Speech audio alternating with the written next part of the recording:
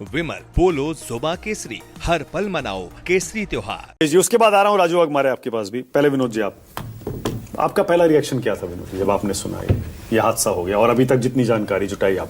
नहीं, पहला रिएक्शन तो जो स्वाभाविक है, जो सबका था, हम भी स्तब्ध रह गए। झटका लगा मुझे भी। अजीत पवार, हालांकि मेरी उनसे कोई बहुत ज़्यादा मुलाकात नहीं थी, मैं शरद पवार जी से ज़्यादा मुलाकात थी क्योंकि दिल्ली में रहते। सुप्रिया जी से मुलाकात मेरी बहुत होती रही है। अजीत ज़्यादा से ज़्यादा नहीं थी, कभी कभार में, लेकिन फिर भी एक नेता के रूप में मैं उनका बड़ा सम्मान करता था। और चूंकि शरद पवार जी की पूरी राजनीति की वो धुरी थे, एनसीपी का जो संगठन पूरा था वो अजीत पवार ने ही खड़ा किया था। और जब ये पार्टी टूटी है तो जो कार्यकर्ता थे वो बड़े भ्रम में थे कि किसके साथ जाएं, दादा के साथ जाएं या पवार साहब के साथ जाएं, और काफ़ी और ये चीज़ जो महसूस भी कर रहे थे। तो जब घटना हुई, मैं अभी सतीश जी की बात से बहुत सहमत हूँ। सवाल बहुत सारे उठने चाहिए, लेकिन जांच के दो हिस्से हैं। एक जांच जो हमारे एक्सपर्ट्स कह रहे हैं कि भाई क्या कमी रह गई, ये हादसा कैसे हुआ, मतलब पायलट एरर है या टेक्निकल प्रॉब्लम है या विजिबिलिटी का इशू है, क्या है। एक तो जांच इसकी होगी जो ब्लैक बॉक्स मिलेगा, तकनीकी जांच होगी। दूसरी जांच जो ममता जी का कहना है या राज ठाकरे ने कहना है, मुझे लगता है उसकी अभी चर्चा इसलिए नहीं की जानी चाहिए कि उसका कोई प्रॉपर सबूत नहीं है और कोई आधार भी नहीं है। नहीं। मुझे नहीं लगता कि अजीत दादा पवार के इस जो मृत्यु हुई है इसके पीछे कोई साजिश होगी, क्योंकि जैसा कि आनंद दुबे कह रहे हैं कि वो अजात शत्रु थे, उनकी वैसी कोई किसी से निजी दुश्मनी शत्रुता थी ही नहीं। ऐसा मतलब प्रकट रूप में हम लोगों को नहीं मालूम है। वो सबके प्रिय थे, भले पार्टियां अलग रही हों, राजनीतिक खेमे अलग रहे हों, परिवार ममता जी ने तो मोटिव ये दिया है ना कि वो तो पार्टी एकजुट करके और उधर जाने वाले थे। क्या होता है, तमाम अच्छा चले भी जाते, मान लीजिए उधर, तो क्या होता, पहले भी तो उधर ही थे। हाँ। और जब एक दिन के लिए चीफ मिनिस्टर बने थे, 24 घंटे के लिए डिप्टी चीफ मिनिस्टर बने थे देवेंद्र फडणवीस साहब, फिर चले गए थे उधर। और बीजेपी के पास अब तो बहुमत के लायक नंबर भी है। नहीं, अब बीजेपी क्यों ऐसा कराएगी? हाँ, और कोई कराता क्यों है? भारत में कम से कम हम इस बात के लिए हमें शुक्र वो होना चाहिए अपने राजनीतिक पुरखों का, सबका, कि भारत में अभी ये परंपरा नहीं है कि एक दूसरे नेताओं की हत्याओं की राजनीति की परंपरा भारत में नहीं है। भारतीय राजनीति में आपस में तलखी कितनी भी रो, राजनीतिक रूप से हमले हों, लेकिन कम से कम अभी ऐसी कोई परंपरा या ऐसा कोई सामने नहीं है। जैसे पाकिस्तान में आप देख लीजिए या और देशों में देख लीजिए, तो खुलेआम इस तरह की घटनाएं होती हैं। हमारे यहाँ तो सत्ता से जाने के बाद भी प्रधानमंत्री और राष्ट्रपतियों का सबका सम्मान होता रहा है। तो मैं कम से कम इस थ्योरी से सहमत नहीं हूं। लेकिन एक बात जरूर है कि एक बात हमने भी बहुत वीआईपी साथ सफर किया है, सतीश जी भी गए होंगे, जावदेकर जी भी, हम लोग एक पत्रकार के नाते कई बार जाते रहे हैं। कई बार वीआईपीज इतना दबाव डालते हैं पायलट्स पर कि अगर विमान में कोई कमी हो, मौसम खराब हो, एटीसी क्लियरेंस नहीं मिल रहा हो, तो भी उनको लगता है कि हम क्यों नहीं उड़ रहे हैं। मैं इस घटना के बारे में बात नहीं कर रहा हूं, लेकिन ऐसा होता है। मैं खुद एक बार एक बड़े नेता के साथ सफर कर रहा था और मौसम खराब था, एटीसी का क्लियरेंस नहीं मिल रहा था, वो छटपटा रहे थे और बहुत ज्यादा बेचैन थे। यहां तक कह गए कि अरे एटीसी में मैंने लोगों की नियुक्तियां कराई, वो मुझे क्लियरेंस नहीं दे रहे हैं, मतलब इस तरह का। और पायलट ने कहा कि सर जब तक एटीसी क्लियरेंस नहीं मिलेगा मौसम, तब तक मैं नहीं फ्लाई करूंगा। चॉपर की बात थी। और उसके बाद क्लियरेंस मिला, बहुत खराब मौसम था, वो उड़े, खैर कोई हादसा नहीं हुआ, लेकिन हम राम राम ही करते रहे पूरे उसमें बैठे हुए। तो ऐसे भी कई बार दबाव डालते हैं। दोनों हमारे पायलट यहाँ पर रक्षा एविएशन विशेषज्ञ हैं, ये लोग ये भी ऐसे सब उससे गुजरे होंगे इस तरह के दबावों से।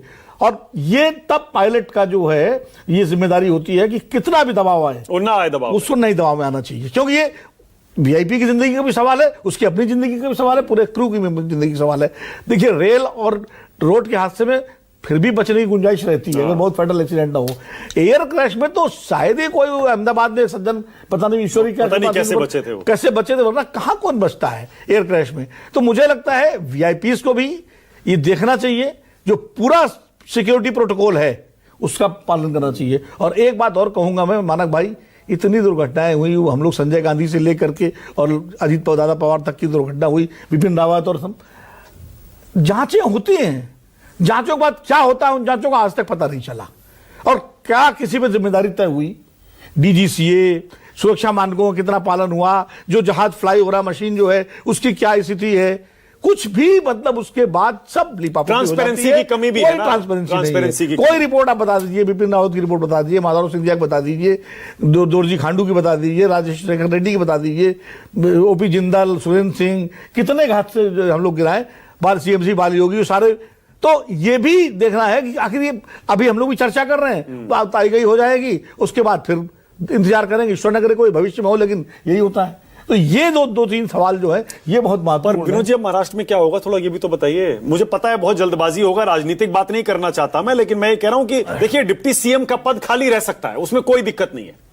उनके डिपार्टमेंट्स तो उनकी पार्टी के किसी और नेता को दिए जा सकते हैं। एनसीपी किसी को नॉमिनेट भी कर सकती है। हाँ, लेकिन जब एनसीपी ऐसे दोराहे पर खड़ी है जहां पर इतना कुछ चल रहा है महाराष्ट्र की राजनीति में, मुझे लगता है बहुत जल्दी उनको कोई फैसला लेना पड़ेगा, क्योंकि इंस्टेबिलिटी भी तो ठीक नहीं है, अस्थिरता भी तो ठीक नहीं है, मानक जी पूरे प्रदेश के लिए भी ठीक नहीं है।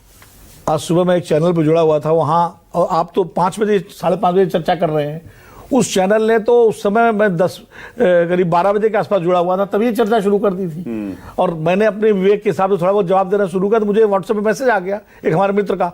उन्होंने कहा विनोद जी कम से कम आप तो इस पर जो है संस्कार तक तो रुक जाइए। वो सवाल तो एंकर पूछ रहे हैं, लेकिन आपको तो इसमें, लेकिन आपने थोड़ा पूछा, थोड़ा सा मैं जरूर इसमें बोलूंगा। और मैंने इसीलिए पूछा विनोद जी क्योंकि महाराष्ट्र की जनता जानना चाहेगी, इसलिए देखिए क्या होगा आगे। देखिए 2 धड़े हैं, बातचीत भी चल रही थी, एक मिल के चुनाव भी लड़े, अभी म्युनिसिपल कॉर्पोरेशन के जो चुनाव हुए उनमें कई जगह मिलकर चुनाव भी लड़े। मुझे लगता है, मतलब अब कहना कुछ भी मुश्किल है, लेकिन मुझे लगता है कहीं ना कहीं अजीत दादा की जो मृत्यु है शायद परिवार और पार्टी की एकता का रास्ता भी तय करेगी, प्रशस्त करेगी।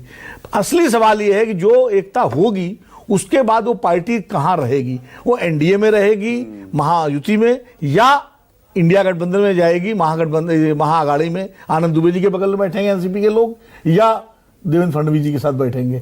ये फैसला शरद पवार को लेना, ये फैसला शरद पवार जी को लेना होगा, सुप्रिया जी, सुनेत्रा जी, इनको लेना होगा अगर पार्टी एक होती है।